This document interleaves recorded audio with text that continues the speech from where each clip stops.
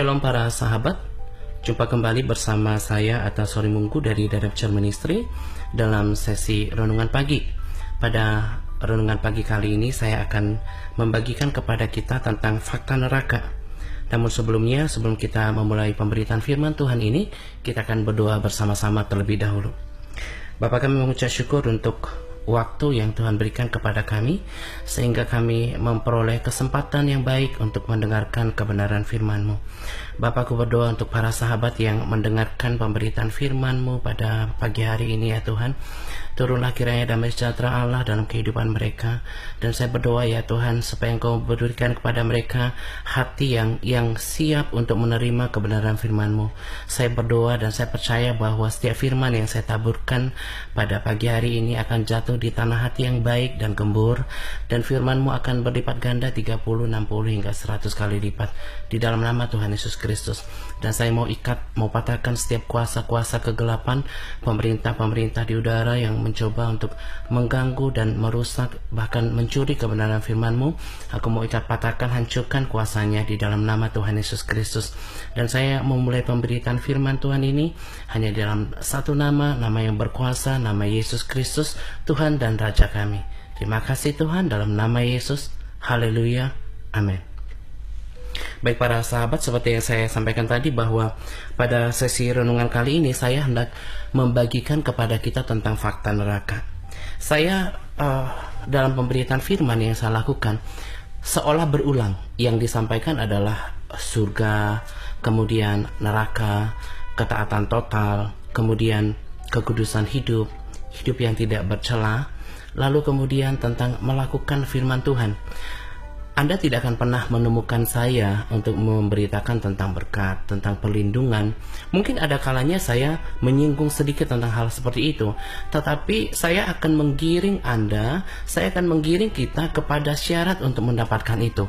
Jadi saya tidak akan bersemangat untuk membagikan tentang kebenaran firman Tuhan mengenai berkat, mengenai perlindungan, mengenai kesejahteraan. Saya tidak begitu tertarik untuk menyampaikan tentang hal itu, karena bagi saya adalah bahwa sia-sia kemudian saya memberitakan tentang berkat, tentang kebaikan Tuhan, tentang kemakmuran. Semuanya akan menjadi sia-sia kalau kita tidak memenuhi syarat untuk mendapatkannya. Jadi saya lebih cenderung untuk membawa kita, menuntun kita, mengajar setiap kita untuk kemudian bisa sampai kepada kehidupan yang berkenan kepada Tuhan.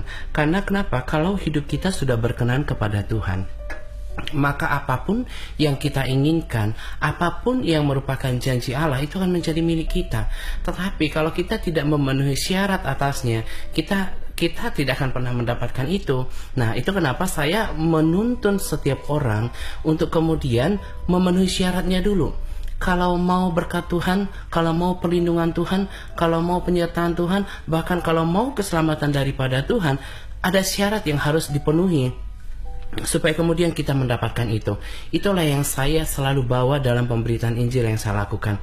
Dan seperti yang saya katakan tadi, bahwa terus terang bahwa saya memiliki keprihatinan kepada dengan tidak bermaksud untuk menyalahkan gereja, karena gereja kan memang buka sekali seminggu, tetapi dengan keprihatinan yang dalam, dengan mengerti bahwa banyak gereja tidak menyampaikan kebenaran-kebenaran yang saya sampaikan dalam pemberitaan Injil yang saya lakukan. Terlalu banyak hamba Tuhan kemudian menyampaikan kebenaran firman Tuhan berdasarkan logos, berdasarkan kepintaran mereka, mungkin karena mereka sekolah teologi, lalu kemudian mereka cakap untuk membuat susunan khotbah yang baik, khotbah yang rapi. Tetapi bagi saya itu bukan hal yang terpenting, tetapi yang terpenting adalah bagaimana rema, pewahyuan dan kebenaran yang sekalipun itu akan menempelak para pendengarnya, tetapi kemudian itu membawa kepada satu kehidupan yang terutama kehidupan yang kekal. Nah, itulah yang merupakan panggilan dari Direction Ministry. Bagaimana kemudian pelayanan ini Tuhan pakai untuk mempersiapkan orang-orang untuk mempersiapkan kehidupan yang kekal. Karena bagi saya inti daripada inti daripada sebuah kekristenan, tujuan daripada kekristenan adalah bagaimana kita berhasil sukses bertemu dengan Tuhan di dalam kerajaan surga. Buat apa kemudian beribadah, buat apa kemudian membaca Alkitab lalu mengaku menjadi orang percaya kepada Tuhan kalau toh akhirnya Tuhan menolak kita masuk ke dalam kerajaan surga. Buat saya adalah tujuan daripada kekristenan saya harus bertemu Tuhan. Saya harus bertemu Tuhan Yesus dalam kerajaan surga. Nah, itulah kenapa saya harus membagikan apa kemudian rahasia seseorang, apa rahasia seorang percaya sampai sukses bertemu dengan Tuhan Yesus dalam kerajaan surga. Karena firman Tuhan katakan di Matius 7 ayat 21 bahwa bukan setiap orang yang berseru kepadaku Tuhan, Tuhan akan masuk ke dalam kerajaan surga. Itu harus benar-benar kita camkan. Tetapi mereka yang melakukan kehendak Bapakku yang di surga. Nah, topik kita pada hari ini adalah tentang fakta neraka. Fakta neraka, sebuah topik yang justru tidak populer, sebuah topik yang justru banyak dihindari oleh para hamba Tuhan dalam menyampaikannya, dan juga sangat jarang dibahas. Padahal menurut saya inilah yang harus berulang-ulang disampaikan kepada para jemaat, para orang Kristen, supaya apa? Supaya kemudian mereka bersiap-siap bahwa kalau seorang percaya kemudian meninggal, dia tidak lantas kemudian masuk ke dalam kerajaan surga. Dia harus memiliki sebuah standar yang bernama kehidupan tidak bercela. Dia harus memiliki kehidupan yang kudus, karena firman Tuhan katakan bahwa tidak ada seorang pun akan melihat Allah tanpa kekudusan. Jadi kalau hidupnya tidak kudus selama dia di bumi, dia tidak akan pernah melihat Tuhan. Lalu bagaimanakah kemudian kekudusan itu dapat dicapai? Yaitu oleh melakukan kehendak Tuhan. Oke, kita akan kembali pada topik pada renungan kita. Seperti yang saya katakan adalah tentang fakta neraka. Saya mau setiap kita memahami bahwa firman Tuhan, Alkitab itu tidak hanya mengatur tentang berkat, tidak hanya mengatur tentang perlindungan, tidak hanya mengatur tentang keselamatan, tidak hanya mengatur tentang hal-hal yang baik, tetapi juga dia menuliskan tentang fakta yang mengerikan tentang neraka. Saya tuh benar-benar prihatin. Kenapa? Karena orang Kristen itu pada umumnya itu bisa mungkin 90% itu tidak hidup dalam pembacaan Alkitab, sehingga mereka tidak mengerti fakta-fakta, tulisan-tulisan yang ada dalam Alkitab yang sebuah peristiwa yang akan datang. Jadi mereka hanya berpuas diri dengan beribadah ke gereja 1 kali seminggu, dan itu mereka merasa itu sudah cukup. Nah, dan sesungguhnya kalau seorang Kristen mau menjadi seorang Kristen yang bertumbuh, ketika dia hidup di dalam Tuhan, dia menyerahkan hidupnya kepada Tuhan, dia harus membaca Alkitab. Dia harus rutin membaca Alkitab, karena firman Tuhan itu seperti nutrisi, makanan pokok bagi manusia rohani kita. Ingat loh bahwa di dalam tubuh kita ini adalah terdiri dari 3 bangun.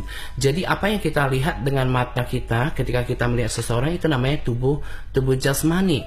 Nah, itu kita beri makan dengan makanan yang kita suka, makanan nasi, kemudian lauk pauk, juga sayuran, buah-buahan, dan berbagai nutrisi yang lain. Nah, tetapi ketahuilah bahwa di dalam diri kita ini ada satu manusia lagi yang tidak terlihat oleh kasat mata, dan justru ini adalah manusia yang kekal, namanya manusia rohani, yaitu manusia rohani kita, yaitu jiwa kita. Itu harus kita beri makan dengan firman Tuhan, sehingga kemudian kita menjadi orang Kristen yang kuat. Nah, inilah yang menjadi permasalahan besar orang Kristen. Mereka tidak suka membaca Alkitab. Nah, sebenarnya kalau kita membaca Alkitab, bahwa apa yang saya beritakan dalam firman Tuhan bukanlah sesuatu yang asing. Nah, kita akan baca di Ibrani 10 ayat 26 sampai 31. Nah, saya akan bacakan buat kita. Silahkan disimak para sahabat. Dikatakan di sana, sebab jika kita sengaja berbuat dosa sesudah memperoleh pengetahuan tentang kebenaran, maka tidak ada lagi korban untuk menghapus dosa itu. Tetapi yang ada ialah kematian yang mengerikan akan penghakiman, dan api yang dahsyat yang akan menghanguskan semua orang durhaka. Jika ada orang yang menolak hukum Musa, ia dihukum mati tanpa belas kasihan atas keterangan 2 atau 3 orang saksi. Betapa lebih beratnya hukuman yang harus dijatuhkan atas dia yang menginjak-injak anak Allah, yang menganggap najis darah perjanjian yang menguduskannya, dan yang menghina roh kasih karunia. Kita sampai di sini dulu. Saya mau setiap orang mengerti bahwa Alkitab juga mengatur tentang penghukuman bagi orang yang taat. Inilah fakta neraka yang saya hendak sampaikan pada saat ini. Memang ke depan mungkin saya akan bagikan tentang fakta neraka ini secara berseri, karena sesungguhnya seperti yang saya katakan tadi, firman Tuhan itu mengatur tentang fakta neraka itu bukan hanya sedikit, dan saya percaya bahwa firman Tuhan adalah kebenaran yang murni. Jadi kalau firman Tuhan menuliskan tentang fakta neraka, itu bukan berarti dengan tujuan untuk menakut-nakuti, tetapi memang faktanya demikian. Dan firman Tuhan juga katakan bahwa tidak ada satu iota pun yang akan dihilangkan sebelum segala sesuatu digenapi. Dan apa yang kita baca pada pagi hari ini, apa yang kita dengarkan pada pagi hari ini adalah sungguh-sungguh kebenaran yang akan digenapi, cepat atau lambat itu akan digenapi dalam kehidupan kita. Dan ini harus menjadi peringatan kepada kita, supaya kemudian kita tidak sengaja berbuat dosa. Orang yang sengaja berbuat dosa itu adalah orang yang sudah mengetahui kebenaran, lalu kemudian dia masih melakukannya. Nah, ketika kita mungkin dituduh, kamu ini sengaja berbuat dosa, kita mungkin tidak mau dituduh orang, disangkakan orang berbuat dosa dengan sengaja. Tetapi menurut firman ini, ketika kita sudah mengetahui kebenaran, lalu kita kemudian berbuat dosa, melakukannya, maka kita sudah ada unsur kesengajaan di sana. Lalu ketika kita berbuat itu terus-menerus tanpa ada niat untuk berubah oleh pembaharuan budi kita, maka ketahuilah bahwa kematian yang mengerikan sudah menanti di depan. Jadi jangan menganggap remeh ketika kemudian melakukan dosa berulang-ulang. Kalau Anda sudah tahu misalnya hal kecil, merokok itu adalah sebuah dosa, karena tubuh kita ini adalah bait roh Allah, di mana roh Allah diam di dalam kita. Jadi ketika kita merokok, itu sama dengan membinasakan bait Allah. Nah, dengan melakukan seperti itu, kita sudah melakukan perbuatan dosa. Dan akibat dosa adalah maut, adalah kematian. Kematian yang sudah menanti kita di depan. Firman ini sudah berkata bahwa adalah kematian yang mengerikan. Kalau mau dapat gambaran bagaimana kemudian kematian yang mengerikan ini, ada beberapa ayat juga di kitab Injil yang disampaikan oleh Tuhan Yesus tentang di sana akan terdapat ratap tangis dan kertakan gigi. Dan kalau Tuhan berkata seperti itu, memang demikianlah faktanya, supaya kemudian kita bisa lebih memahami bagaimana kemudian kematian yang mengerikan ini. Ada api yang dahsyat, ada api yang menghanguskan. Anda bisa baca buku kesaksian Mary Baxter. Di sana dikatakan bagaimana tersiksanya orang-orang yang berada di sana. Mereka kehausan dan mereka tidak ada yang memberi minum. Mereka mau istirahat pun tidak bisa, karena siang malam mereka akan dihanguskan oleh api dan juga belerang, dan itu sangat mengerikan. Orang kalau sudah masuk ke dalam neraka itu tidak akan pernah bisa keluar lagi. Masih ingatkah kita kisah orang kaya yang ada di dalam Alkitab kita? Di sana dikatakan bahwa orang kaya itu ketika dia masuk ke sana, dia tidak akan bisa keluar lagi. Abraham katakan bahwa telah terdapat pemisah antara Firdaus dengan neraka. Orang yang dari Firdaus tidak bisa menyeberang lagi ke dalam neraka. Demikian juga sebaliknya, orang yang sudah masuk ke dalam neraka tidak mungkin dia bisa keluar lagi dari sana. Itulah yang harus kita camkan. Itulah fakta neraka. Saya akan bacakan secara cepat tentang kisah orang kaya itu. Dikatakan di sana bahwa di Lukas 16 ayat 19 sampai 24, ada seorang kaya yang selalu berpakaian jubah ungu dan kain halus, dan setiap hari ia bersukaria dalam kemewahan. Dan ada seorang pengemis bernama Lazarus, badannya penuh dengan borok, berbaring dekat pintu rumah orang kaya itu, dan ingin menghilangkan laparnya dengan apa yang jatuh dari meja orang kaya itu. Malahan anjing-anjing datang dan menjilat boroknya. Kemudian matilah orang miskin itu, lalu dibawa oleh malaikat ke pangkuan Abraham. Orang kaya itu juga mati lalu dikubur, dan sementara ia menderita sengsara di alam maut, ia memandang ke atas dan dari jauh dilihatnya Abraham dan Lazarus duduk di pangkuannya. Lalu ia berseru, katanya, "Bapa Abraham, kasihanilah aku, suruhlah Lazarus supaya ia mencelupkan ujung jarinya ke dalam air dan menyejukkan lidahku, sebab aku sangat kesakitan dalam nyala api ini." Saya mau tegaskan bahwa firman yang baru kita baca itu bukan perumpamaan. Itu bukan perumpamaan, tetapi fakta yang diilhamkan oleh Roh Kudus, yang memang Allah Bapa kehendaki supaya kita membacanya, supaya kita tahu bahwa ada neraka, ada neraka sebagai tempat siksaan bagi orang-orang yang melakukan dosa, yang tidak taat kepada Tuhan. Nah, kita sangat bersyukur bahwa kalau kita kemudian bisa mendengarkan tentang kebenaran ini sekarang, bahwa Tuhan masih sangat baik kepada kita. Tuhan ingin menghindarkan kita daripada kesakitan itu. Tadi dikatakan bahwa ada kematian yang mengerikan. Kalau Anda baca, tadi saya sudah sampaikan bahwa kalau baca di kesaksian Mary Baxter, kemudian juga lihat video-video di YouTube, dan Tuhan pasti urapi video-video itu untuk kemudian membawa banyak jiwa kepada pertobatan. Bagaimana erangan, kesakitan orang-orang yang sudah berada di dalam neraka. Mereka kesakitan siang dan malam. Dan seperti yang saya katakan tadi, bahwa ini adalah bukan perumpamaan, tetapi adalah fakta tentang neraka. Bahwa orang kaya ini sejak dulu, sekarang, dan sampai selama-lamanya tidak akan pernah bisa keluar lagi dari kesakitan itu. Dia katakan tadi bagaimana dia menderita sengsara di alam maut. Dia gak bisa, dia kehausan dan tidak ada yang bisa memuaskan dahaganya.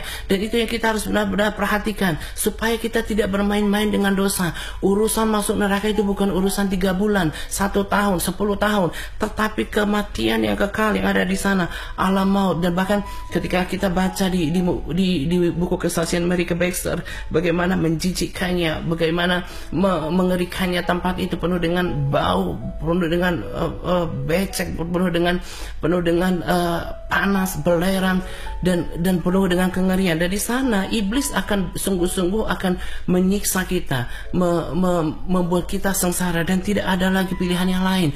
Itu kenapa bahwa kita harus sungguh-sungguh menjaga kehidupan kita. Seperti yang tadi saya katakan di awal, bahwa jangan sengaja berbuat dosa. Kalau sudah tahu kebenaran, lakukan itu. Nah, kalau kita belum benar-benar sempurna untuk melakukannya, coba lagi, berubah lagi. Karena sesungguhnya bahwa perintah Allah itu tidaklah berat. Karena apalagi bahwa kita memiliki Roh Kudus yang akan memampukan kita untuk melakukan segala kebenaran firman Tuhan. Fakta tentang neraka pada pertemuan kali ini belumlah terlalu luas saya bahas. Seperti yang saya katakan tadi, bahwa ada banyak kebenaran firman Tuhan yang menuliskan tentang fakta neraka. Nah, tentunya saya akan bagikan nanti secara berseri kepada kita dengan menyampaikan fakta-fakta lain pada firman Tuhan. Nah, saya rindu pada seri pertama ini kita sungguh-sungguh mulai memahami bahwa neraka. Saya suka pernyataan dari Cho Thomas dalam bukunya, dikatakan bahwa neraka dan surga itu sama nyatanya seperti planet bumi yang kita tinggalin sekarang. Kita kan tidak pernah berpikir bahwa akan ada bumi seperti ini, dan ini adalah ciptaan Tuhan. Sama, saya mau ingatin bahwa ada sebuah tempat yang bernama neraka juga telah disiapkan bagi orang-orang yang dengan sengaja berbuat dosa. Kiranya pada pemberitaan firman, pada renungan kali ini, pada kesempatan ini, saya sengaja membuatnya singkat supaya sesuai dengan waktu juga, kemudian supaya kita benar-benar mencamkan, kita tidak menjadi bosan untuk mendengarkan penekanan-penekanan yang saya sampaikan melalui video ini, supaya kita sungguh-sungguh menyimak, mengerti bahwa ingatlah bahwa neraka itu ada, dan jangan selalu berpikir bahwa Tuhan akan selalu bersikap baik kepada kita. Memang Dia adalah pribadi yang baik, tetapi kemudian kalau kita tidak bersikap baik kepada Dia, Tuhan juga akan memperlakukan kita sesuai dengan perilaku kita. Saya ulangi tadi yang dikatakan oleh firman yang pertama, kalau dulu itu ketika orang Israel melakukan sebuah pelanggaran, lalu kemudian dengan 2-3 orang saksi, bacalah di Perjanjian Lama, bagaimana kemudian mereka dilempari tanpa belas kasihan dengan batu sampai mati. Anda bisa bayangkan betapa mengerikannya itu. Nah, maka kita harus waspada. Dikatakan tadi betapa lebih beratnya hukuman yang harus dijatuhkan atas dia yang menginjak-injak anak Allah, dan itu itu sudah disaksikan dalam buku Mary Kay Baxter dan juga beberapa kesaksian di video. Anda bisa tonton di sana betapa mengerikannya upah bagi orang yang melakukan dosa. Kiranya renungan pada pagi hari ini dapat membuka mata kita supaya kita kemudian menjadi takut dan gentar kepada Tuhan dan tidak lagi terus-menerus sengaja berbuat dosa sementara kita sudah tahu kebenaran firman Tuhan. Dan kita akan tutup renungan pagi hari ini dengan doa bersama-sama. Bapa, kami mengucap syukur untuk kebenaran firman-Mu. Saya percaya bahwa firman-Mu itu adalah seperti benih yang akan tumbuh berlipat ganda di dalam hati para sahabatku Tuhan, dan berikan mereka telinga seorang murid untuk mendengarkan kebenaran firman-Mu. Saya percaya bahwa mereka akan berubah dan menjadi gentar setelah mereka mengerti bahwa ada fakta neraka yang dikhususkan bagi mereka yang dengan sengaja berbuat dosa. Terima kasih Tuhan, kami mengucap syukur hanya di dalam nama Tuhan Yesus Kristus. Baik para sahabat, demikianlah pemberitaan firman dalam renungan kali ini, dan nantikan saya kembali pada renungan selanjutnya. Selamat beraktivitas buat kita semua. Jangan lupa memperkatakan Mazmur 91 dalam kehidupan Anda supaya perlindungan Allah nyata dalam kehidupan Anda. Tuhan Yesus memberkati kita para sahabat. Salam The Rapture. God bless us.